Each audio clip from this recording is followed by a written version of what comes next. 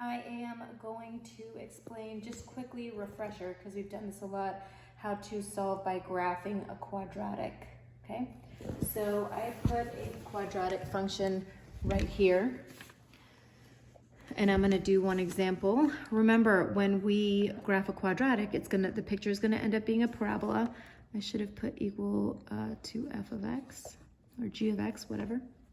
Okay, the first thing we're gonna do is find the vertex, which is negative b over 2a. So remember, my a is 1. This is in standard form, so my a is the coefficient here, my b is the coefficient here, and my c is the guy on the end. So I'm gonna use negative b, so b is negative 14, over 2 times a. All right, so remember, if I have a negative, it makes a positive. So 14 over 2 is 7. So 7 is my axis of symmetry.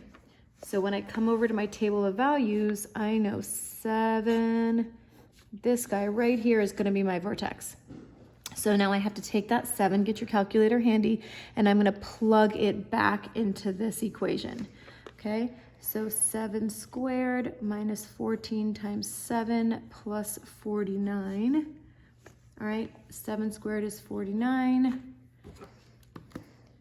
14 times 7 is 98 plus 49.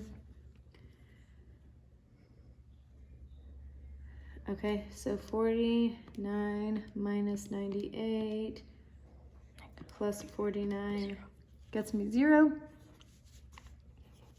So when I'm going to graph this, I know I'm going to draw my x and my y axis.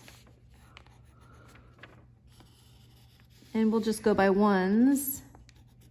So 1, 2, 3, 4, 5, 6, 7, 0. So I know this is going to be my vertex.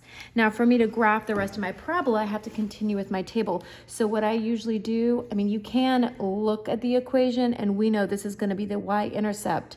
The y-intercept is c if it's in standard form, and so that would be really high up. So I'm probably not going to graph the y-intercept because I don't have a lot of room on my paper.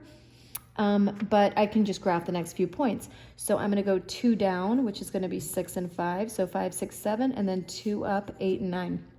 And now I have to plug these x values back into the formula. All right, so now I'm going to use 6 squared minus 14 times 6. I'm using this equation right here, plus 49. All right, 6 squared is 36. Minus 84 plus 49. Throw that all into my calculator. And I got 1. All right, now I know that this answer should match as well. You can go ahead and plug that in and you should end up with a 1.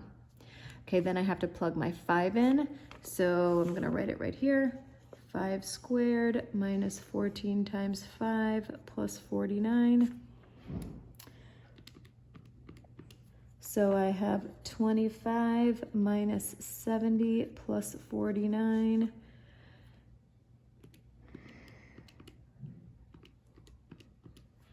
Is 4.